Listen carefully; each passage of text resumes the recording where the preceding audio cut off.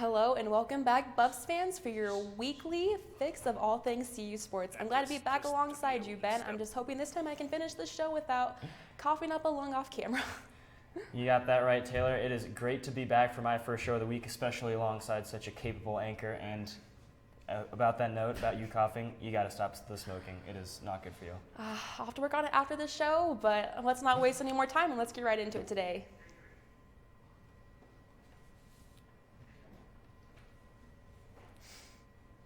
Well, let's start this week's football game against the Arizona Wildcats. A big concern for Arizona, their star quarterback Khalil Tate is listed as questionable for the game, but if he plays, this could be a problem for the Buffs on the ground. Last time he was here, Tate rushed for 327 yards and scored on just 14 carries, a record. His press conference earlier this week, Mel Tucker said Air Force was good preparation for Arizona's offense.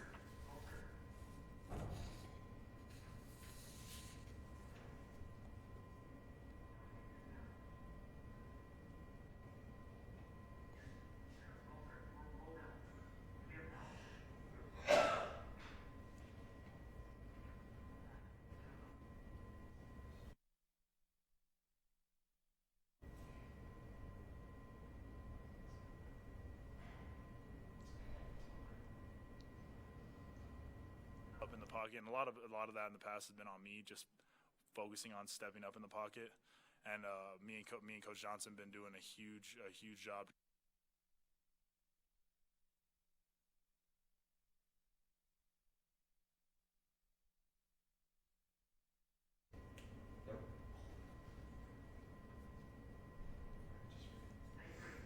Last season, when the football team entered their bye week, the Buffs were riding high.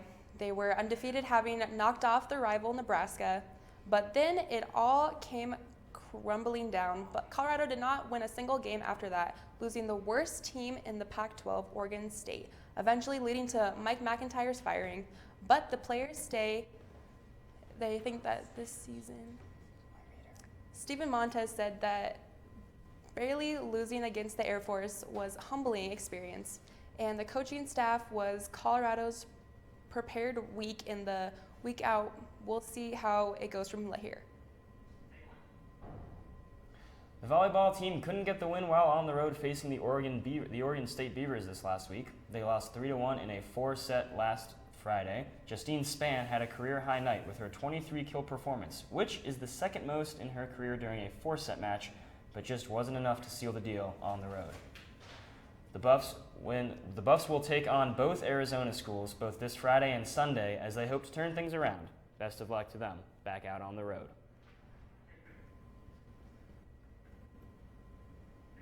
Since their first season in the Pac-12 in 2011, the Buffs are trying to avoid a 0-3 start in the league. At the CU opened their Pac-12 schedule with the losses at then number 18 Utah and Oregon State. The lone bright sport for Colorado has been Justine Spann. She has 23 kills and 12 digs in that game against Oregon State. The Buffs will look to the senior if they want to move into the Pac-12 standings. And they'll have their first chance to do that at Arizona State tonight. The Sun Devils are 9-4 this season, hitting .209, averaging 16 digs and a block each game. They're led by two juniors who have combined for 260 kills on the season. The match tips off at 8 p.m. Mountain Time. You can watch it on the Pac-12 networks.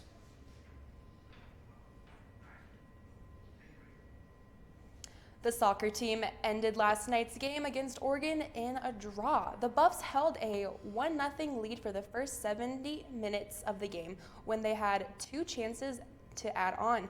The Ducks scored 2 goals and the game entered into a draw. Senior Taylor Korniak talked about that after the game.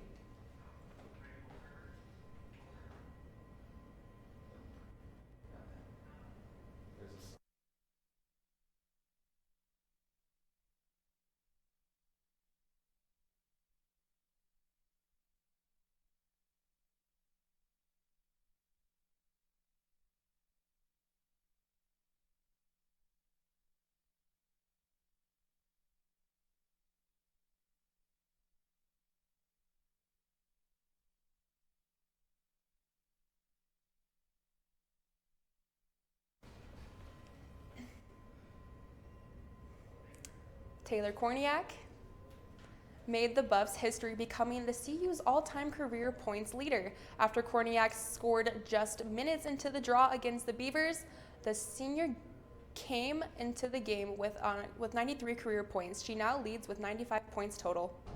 Wishing you the best of luck for the rest of your senior season from one Taylor to another. And now it is time for that trivia question. Our Taylor just told you about another great Taylor, Taylor Korniak, who became CU's all-time leader in goals and assists. So, for the trivia question, we're asking you, who previously held the record for goals and assists at CU? We'll have the answer at the end of the show. Well, Ben, we made it a third of the way, and there doesn't seem to be any long lane around anywhere. If you ask me, it seems to be a great sign. Yeah, I think we'll be sitting pretty for the rest of the show, and that way we'll be able to come back strong after the break and get into some more updates about the basketball team and more. Don't go anywhere, folks. We've got a lot more exciting. An artist, I'm not, but I am the voice of the Buffs, Mark Johnson, and you're watching BuffSports Live.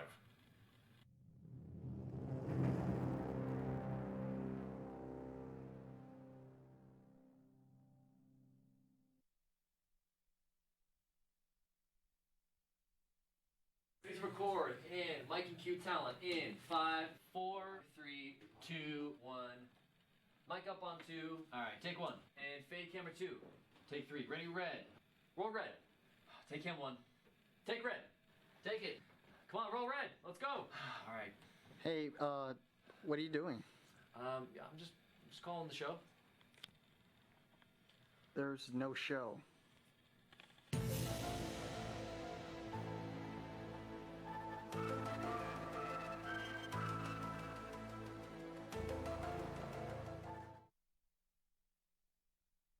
Is everyone ready to get their head in the game? The women's basketball team is, as they hit the courts this past Tuesday for the first time, getting ready for the new season. Maybe the new practice jerseys the women got are supposed to be a distraction from the unfortunate season they had last year as they finished dead last in the Pac-12, 12 and 18. In fact, this wasn't even their first bad season. It's been back-to-back losses, baby. And the one in the most pain has got to be the head coach, J.R. Payne, now entering her 4th season at CU. The win-loss record is sure to solidify a coach's fate as a leader, and I'm sure Payne is feeling the pressure trying to bounce back from a losing streak. To add to the hurt, the team members, new and old, have some big shoes to fill, as both 4th-year starting guards Kennedy Leonard and Alexis Robinson graduated last year, moving on to bigger and better things for their future. A message to 5 newcomers: good luck. Despite some setbacks, team members are eager to greet the new season as they say that work ethic is up, adrenaline is up, and blah, blah, blah, blah, blah, blah. Especially sophomore Aubrey Knight, who only played 3 games last season before a gnarly shoulder injury shut her down for the rest of last year. The Pac-12 hasn't gotten much easier either. Oregon, Stanford, Oregon State, and UCLA are all ranked in the top 10 preseason rankings for women's basketball. And the Pac-12 is considered the best conference for women's basketball in the country. So, will it be a season that puts Buff fans out of their misery? Probably not. But if there's one positive, Coach Payne reports that there's a lot more love between team members this year, and isn't that what it's all about? No, it's actually not. It's about winning. Tomorrow before the football game, the men's basketball team will have an open practice and a scrimmage. Practice starts at 11 a.m. and then the scrimmage is from 12:15 p.m. to 1 p.m. It's the first chance for the fans to see this somewhat new Colorado basketball team with a lot of familiar faces. One of those familiar faces is Dallas Walton, but fans didn't get to see him a lot last season after he tore his ACL in practice last October. Good news, he's back in practice, and you may see him wearing a big, bulky brace. Tad Boyle says Walton will wear the brace for most of the season, but Walton is 100%. The other big man, Evan Batty, is also back on the court getting ready for his sophomore season. Yeah, and if you know anything about Evan Batty's family, you'd know he should have been playing a different sport. Vinay Simlot tells us about that. But with the Batty name, it seems Evan was destined for another sport, baseball. Evan's grandfather, Earl Batty Jr., was an all-star baseball player, playing 13 seasons in the 1950s and 60s. Evan's father, Earl Batty III, was drafted into the San Diego Padres organization. My dad played basketball, and he was probably a better basketball player than baseball player from what I understand. Myself, I cannot play a lick of basketball. Because of logistical reasons, Evan never played baseball. Instead, the 6'8 sophomore stuck to basketball and soccer. But even though they didn't play the same sport, Evan says there's lots to learn from his grandfather, who had to deal with segregation throughout his career. I think it's just, powering through and pushing through all the diversity and all the challenges that he was faced with. So just keep persevering and keep moving forward for me. And for Evan's father, it's bigger lessons that he tries to pass on to his son. Always be respectful, always be on time, dress well when you come up to games. Always have good sportsmanship. Never belittle your teammates. Always be cordial to people. In fact, one of the first things I told him when he left to come here was, I said, "You need to practice your autograph, man." Yeah. Because people are going to ask you for your autograph, and when they see the last name on the back of your jersey, they're going to wonder, boy, are you related? Choosing the court over the diamond, Evan Batty's making a name for himself in his own right. Vinay Simlot, BuffSports Live. Ben, I can't tell you how excited I am for the basketball season to start up. A lot of new talent and some familiar faces. I've got a feeling it's going to be a great season for sure. Yeah, no doubt. It is always a great time basketball season, and we got a good team this year. We hope all of you at home are still ready for more sports, but we're going to take another break and get back to our experts in Double Take. Don't go anywhere.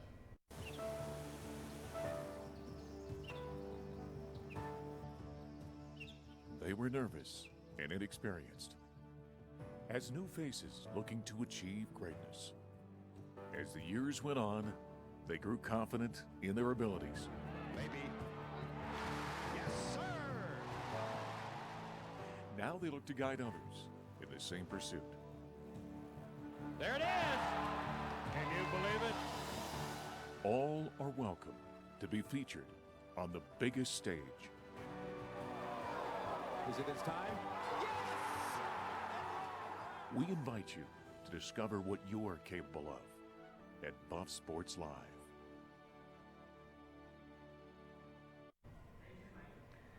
I'm sure by now you must have heard about the pieces of legislation going around the country that would let student athletes earn money.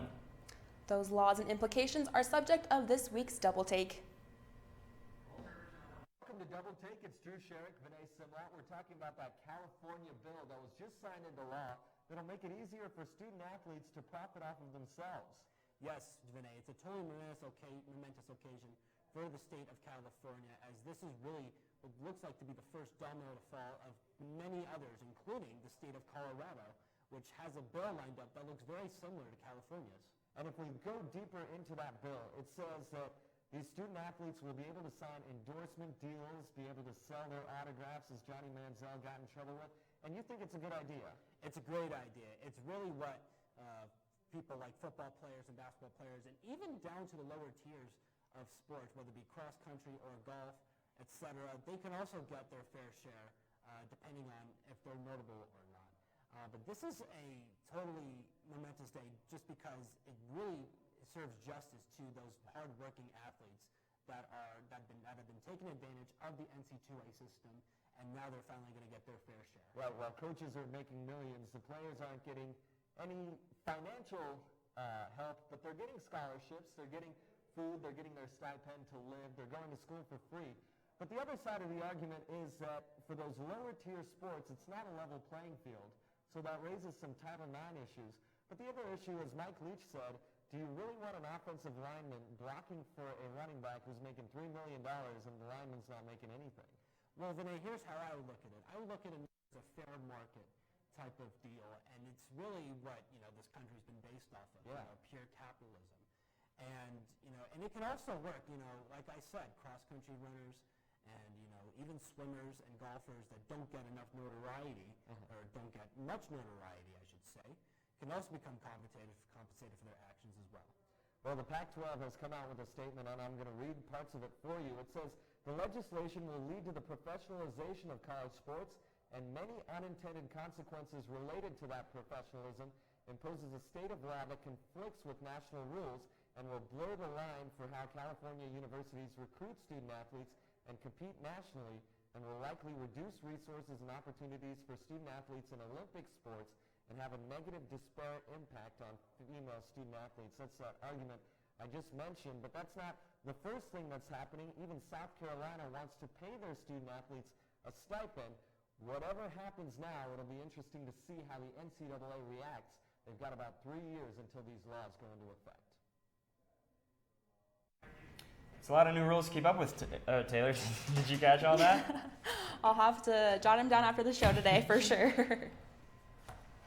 We're going to go ahead and take our final break for the show. Don't go anywhere if you want to find out the answer to our trivia question or heat things up with this week's Rapid Fire.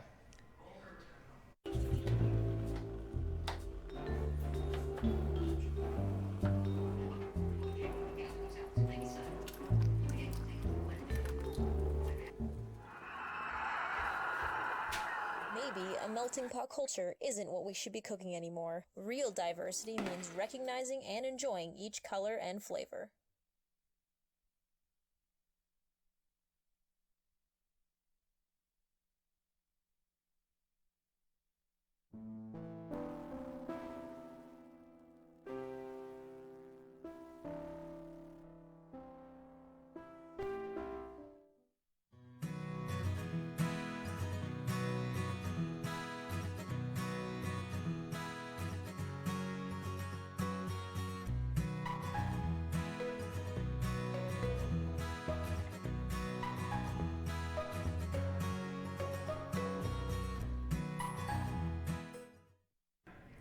We are back, and Taylor, is it getting a little hot in here? I think so, but I'm not sure why. Did Steve Jones take his shirt off again? Nope, that does not appear to be the case. Oh, I know. It's Rapid Fire. Here's Sarah Baines. Hello and welcome to the hottest segment in BuffSports Live history, Rapid Fire. The volleyball team kicks off CU's sports-filled weekend by continuing their road stretch against Arizona State tonight at 8 p.m. And the 4-game-long stretch will conclude in their match against Arizona at 1 p.m. on Sunday. And before you head on over to cheer on the football team on Saturday, make sure to catch the basketball team in their annual black and gold scrimmage at the CU Event Center from 11 a.m. to 1 p.m. The event is free and open to the public, so there's absolutely no excuse to miss this open practice. Folsom Field has been empty for a couple of weeks, but lucky for us, the Buffs are back at home for Parents Weekend. The team will rival Arizona at 2:30 p.m., so make sure to bring your family to the game. The 3-1 Buffs are coming off of a very close win over Arizona State, so you won't want to miss this game. And we'll conclude the weekend at Prentup Field with the 17th-ranked soccer team in their face-off against Oregon State at 2 p.m. Sunday. It's sure to be a very competitive game with Oregon State surrendering just 5 goals this season. And just like that, the hottest segment in sports history is over for the week. Back to you guys at the desk. And now it's time for the answer to that trivia question.